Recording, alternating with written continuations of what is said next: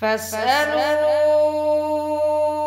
أهل الذكر إن كنتم لا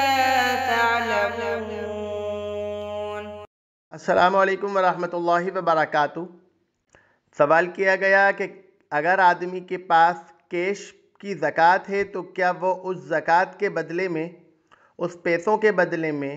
کوئی دوسری چیز ضرورت کی راشن وغیرہ خرید کے دے سکتا ہے یا نہیں دے سکتا؟ دیکھیے، اس مسئلے کے اندر ائمہ کے درمیان اختلاف ہے۔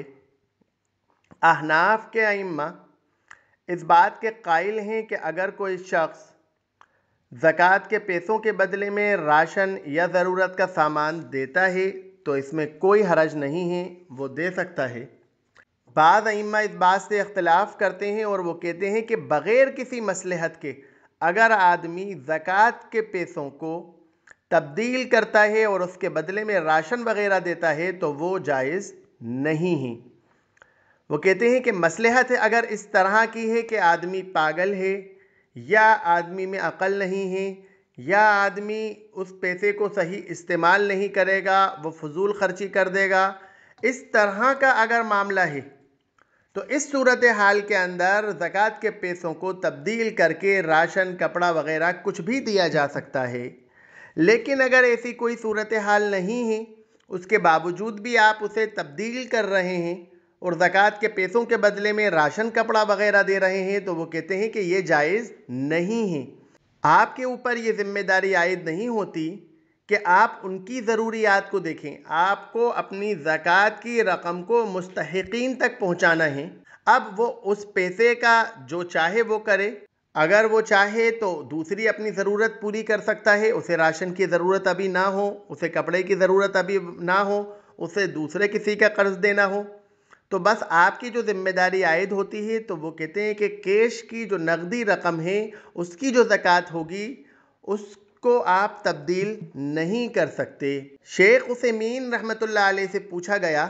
کہ کیا زکوٰۃ کی رقم کو راشن وغیرہ کی شکل میں فقراء کو دینا جائز ہے؟